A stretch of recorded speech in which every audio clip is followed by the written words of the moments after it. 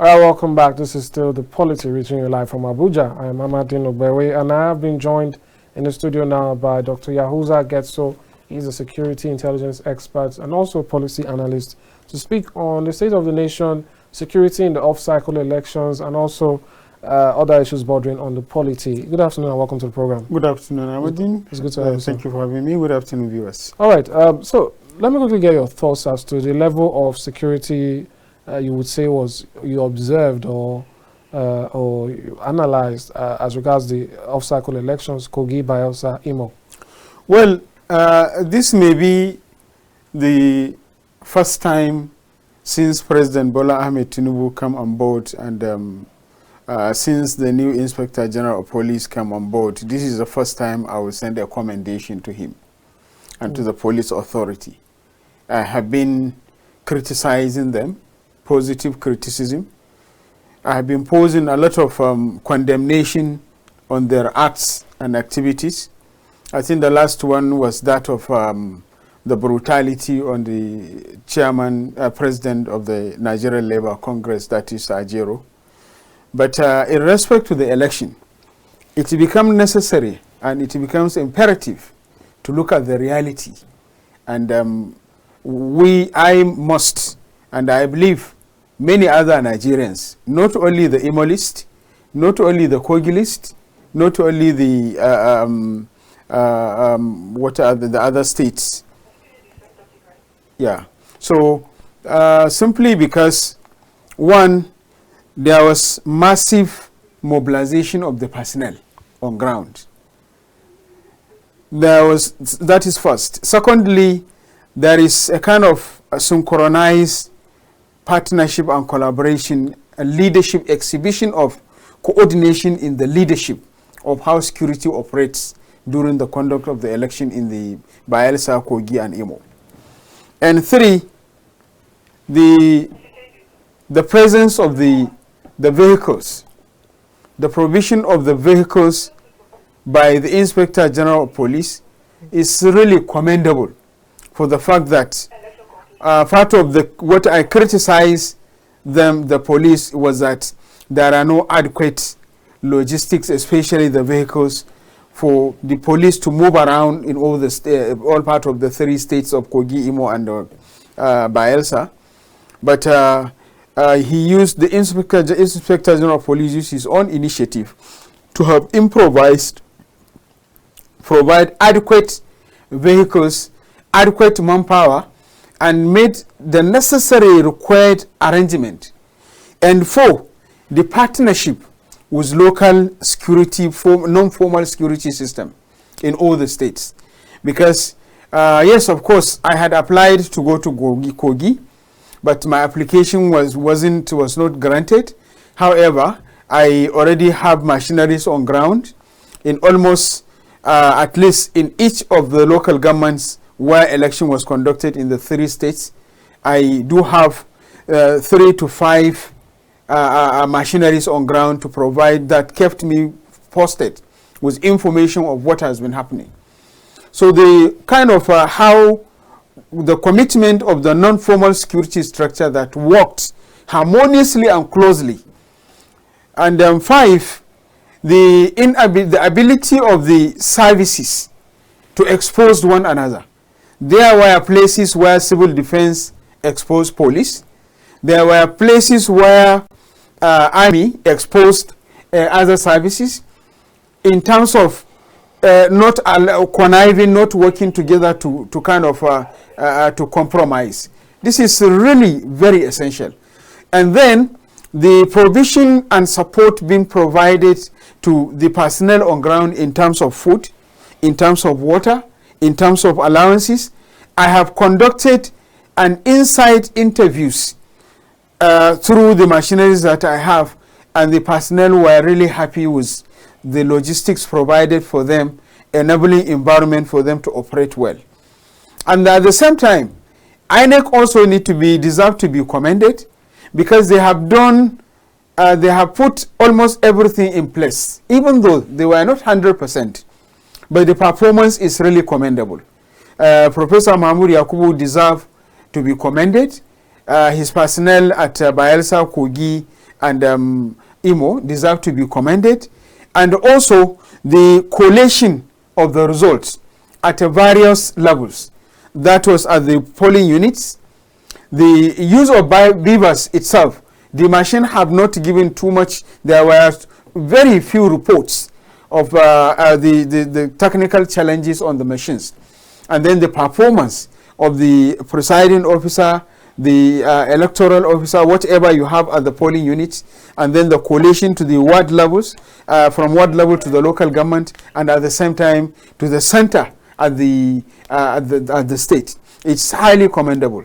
And then the governors themselves, Yahaya Bello have demonstrated kind of more sense of responsiveness of how he demonstrated himself, even though there were some cases of a local government chairman was arrested with ammunitions, arms, and money, huge amount of money, which is also part of the APC membership. But notwithstanding, the couple of issues that happens is especially that of uploading election even before the time they take the startup of the election. That is really need to be, I support Yaga, and I call on all and sundry, all the stakeholders to work hard and follow up. And we expect the INEC and the judiciary as well as the security agencies to provide us with, to provide public with an update of the punishment or whatever action is taken on those who were found wanting, doing one wrong thing or another. I commend the Nigerian army for their effort to shoot down, to gun down those who attempted to snatch ballot boxes, because that is extreme. Serving, yes, sorry? Isn't it extreme to shoot well, actually, you know, they're supposed to be shot at arm or thereby, but probably in their effort, a mistake was made and the culprit was shot at head. So, but that is a message, whichever way. It's a message to Nigerians, and we have learned so many lessons out of this off-cycle election. Even though I'm not happy, I'm not in support of us to continue to have the off-cycle election, because of how much resources involved, how much money it involves. So and there is a testing ground. What's the alternative? It's a testing ground for INEC, which means that there is lack of adequate personnel on ground. That is why we're having too many issues when it is a general election or a national election. Because if the way they were able to coordinate to manage the Kogi, Bayelsa, and Imo election very well, it's an indicator that yes, there is a determination from the leadership, only that they were having challenges of inadequate personnel. Even the security also, the Inspector General of Police is a testing ground, and there is a testimony that yes, it's a testimony to the clarion call that I have been making, and to the assertion and allegations and positive criticism that the total number of personnel that we have, going by our security challenges, are not up to 18, at maximum 25% of what is required to deal and manage the security challenges that we have in Nigeria. So as far as I'm concerned, there is need for government to kind of conduct a massive recruitment, whereby I keep making a suggestion that if we can use the same leadership mobilization strategy to mobilize personnel for all the services, that will be excellent, whereby we can recruit at least 90% between the age of 17 to 22 per 90 per polling unit. So if in a political ward you have 10 polling units, you will have 900. And if in a local government you have 10 political wards, you are going to have 9,000. And if you have 11, you are going to have 9,900. But the government says there's no money. That is not true. That is not true. That I will never accept it. Nigeria is not a poor country. We have resources. If there is no money, where are the senators and the National Assembly getting the money that they are working hard, trying to convince Nigerians that they want to buy vehicles of 160 million and above per person? Where is the money? Why can't the president cut the cost of governance? reduce the number of special assistant, personal assistant, whatever, and reduce also the extra costs of the ministers and the governors and the rest, and then reduce the amount of money being given in the name of security boards, which has never been accounted for. So all this money, I can't believe that we don't have money to do that. If we can invest some of the money that we borrowed and some will reduce the cost of governance and convert the money into that.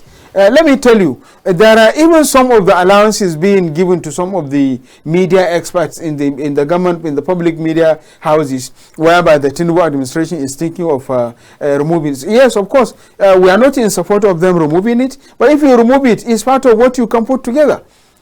And those that can be employed, if government don't know, all your personnel, I have a strategy to convert them into an IGR, that is internally generated revenue. They serve the government purpose and they serve based on performance. We change the strategy of operations. Let it be based on performance based. Let all the personnel that will be engaged moving forward be on consultation based. So if you perform very well in your local government, your salary will be better than the local government that did not perform well.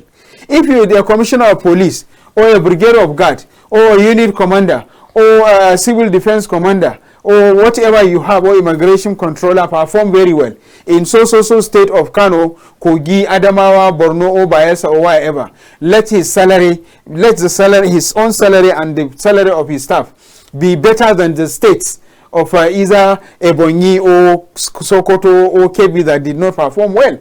So if we can do that, definitely we can be able to even employ more than 90 per polling unit. And as time goes on, we continue to distribute them, crisscross, provide them with a kind of combined training, whereby a policeman will be given a training of army, and army will be given a training of police, and then you fix the police. Once you are able to fix the police, because most of the police men and the officers, most of them, they don't even know the job. They don't even know their job. They are only wearing the uniform. So you have to fix the police. You have to provide an enabling environment for the police to operate. The Inspector General of Police have testified to Nigerians that he is ready, he is determined, he has the capacity, he has the ability, and he has the brain, and he has the team in support, the formidable team. He has formed a formidable team that they can be able to deliver what is expected as far as policing is concerned. Right, so, but provide them with adequate personnel, right, and modernize and modern armament, and modernize the system of the security of their operations. Then the military lets them go back to their barracks and stay and wait for any external aggression. Then they can be able to protect our territory. You make a fair point there about I believe it's something that we've been talking about, how the military shouldn't always be brought in for domestic issues and they're meant for absolutely others. So let's talk about what happened in Bayelsa, where some INEC officials were kidnapped even though they were later released. What do you make of that happening in 2023? Well, like I said, I'm just going to repeat myself. I commend all the security personnel on ground under the leadership of the Inspector General of Police. I commend the Nigerian Army, the Civil Defense, the immigration, the custom, whosoever on ground. They did very well, because there were INEC officials that was abducted alongside with election materials. There was a report, which I have not ascertained yet, that a copper or a presiding officer was also abducted with the result beavers and all other things. But because of the dedication and commitment and the exhibition of good leadership of the security team, the security management, the security for election, they were able to kind of rescue the materials, rescue those human beings that were abducted. It's highly commendable, and that should serve as a lesson. And that's a strategy whichever strategy was used should be communicated to all other states in case of our next coming election or any off-cycle election. But I condemn in totality in Nigeria to continue conducting the off-cycle election, because that is not really a way forward. It is better we have the election at once. How do you think we can fix it back? That is the responsibility of the National Assembly. It is the National Assembly that will go back into the law and then amend it and then find a sweeter way. Probably it is the legal units that's supposed to respond to this, since it is not my area. I don't want to go into. But when you say that it's better to do it together, you also spoke about security forces being stretched thin.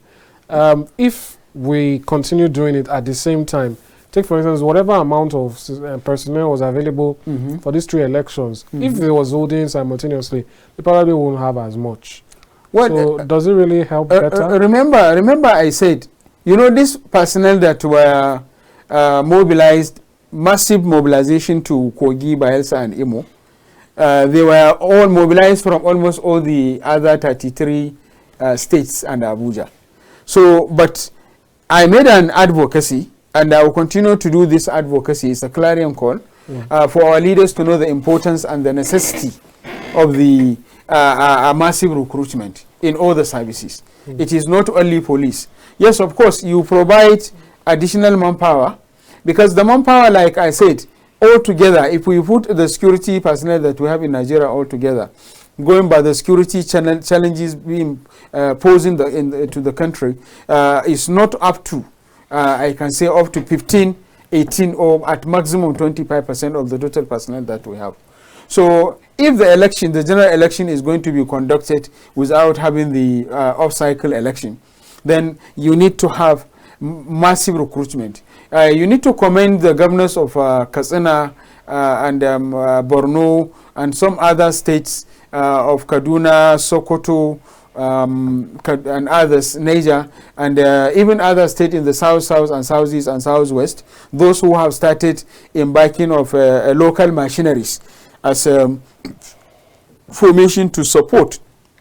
So those who are within the age of 17 to 22 can be engaged. Why I'm stressing 17 to 22 is because they are the earliest period of maturity, and then they will have the training at least within the period of 3-4 years, so that they continue to grow with that orientation, and they'll also be orientated so much on fighting corruption, because corruption is really eating too much in our efforts to deal with security in Nigeria.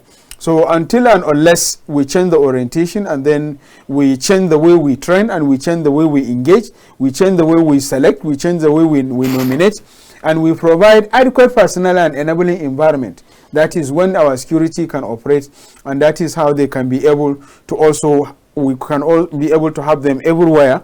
And then the talent, agile, committed, dedicated, patriotic Inspector General of Police that we have can be able to drive his leadership qualities into all the police in all the states where during the conduct of the general election. But as far as we continue to have this referral number of the policemen, where you have 10, 20 in one local government that have communities, 30 communities, of which each of the 30 communities have minimum population of 160,000 or 250 total population. You find it very difficult with this peripheral number of policemen that you have on ground, and then the civil defense, who are very minute, the total number of the security personnel that we have, including the army. Even if you can blow them out, all of them from the barrack, they cannot be able to provide enabling environment whereby election security can be guaranteed. All right, so let's end on this note. An issue that is making the rounds now. The NLC went on strike at about 12 a.m. This morning, and different members have joined the strike. The TUC, ASU has joined the strike. A lot of people. There were talks that they were going to shut down the national grid, though the TCN has debunked that no such things will happen. But we'll have ports, railways, others to shut down. What's your take on this strike, and what do you think it can achieve? Well, actually, I commend the Nigerian Labour Congress. If at all, they will be firm and focused and be patriotic in the pursuit of those agreed items. It is the fault of some of the government machineries, because probably the president, because President Bola Ahmed Tinubu have a very listening ears. There were a number of items, a number of governance issues, a number of issues that come on board, and Nigerians complain, and he listened. So I respect him for that. And I believe that he also have other listeners who are guiding, who are providing among his ministers, among the personal assistant, among the special assistant, among the other people who are surrounding him, and even his party leadership. So it's an exhibition. So what I would want, it is better if the strike will not take place, because most of the Nigerians are struggling to have a breakfast when it is morning. And after the breakfast, they go out to look for the lunch. And after the lunch, they go out to look for dinner. Most of the people, it is when they come back, whatever they mobilize. That is why you will see most of the fueling stations, even here in Abuja, most of them it is in the evening that you will see many people going into the fueling station. In the morning, everybody is just struggling to manage what he has. And most of the private vehicle owners have turned to drivers simply because they want to earn a living. So as such, if at all the strike is going to take place, yes, of course, we should be as careful as possible, not to we should the strike should be on objective base. So there is need to have a kind of a very good coordination mechanism. But if there is any way a dialogue can be conducted in between now and the 12 a.m., that will be better and that will be commendable. But actually, the federal government under the President Bola Ahmed Tinubu, whom I have seen as kind of someone with a vision and mission who really want to transform the country, but there is need to have open all the enablers so that Nigerians will understand his reform and his New Hope agenda in all aspects and in all ramifications. All right. The federal government actually reminded the Labour Congress on Monday that there's a subsisting court order, stopping the unions and their affiliates from embarking on strike. They also said that the union was, taking things, extreme in terms of the fact that they believe this is being done because of the attack on the national president, and that is not enough that the nation should be shut down because of one man. Well, I quite disagree that the strike is based on the fact that Ajero was hurt by police and political thugs. I quite disagree with that. Because the strike is coming up simply because the government, the Minister of Labor and Productivity have signed agreement, outlined number of items agreed that will be, federal government will do ABCD before ABCD time. Agreed, and that was signed, and it was a public a press conference was made where briefing was made by the minister. I expect Samuel Lalong to be honest and responsible person, as I know him to be. But if for any reason that the President Bola Ahmed Tinubu administration is not ready to provide an enabling environment for Samuel Lalong to have his reputation sustained, I will advise him strongly that please, my friend Mr. Samuel Lalong, I know him very well and I have known him for quite some time. I will advise you to kindly put a resignation and leave, because you cannot compromise. I don't expect you to compromise your reputation for something that is not viable.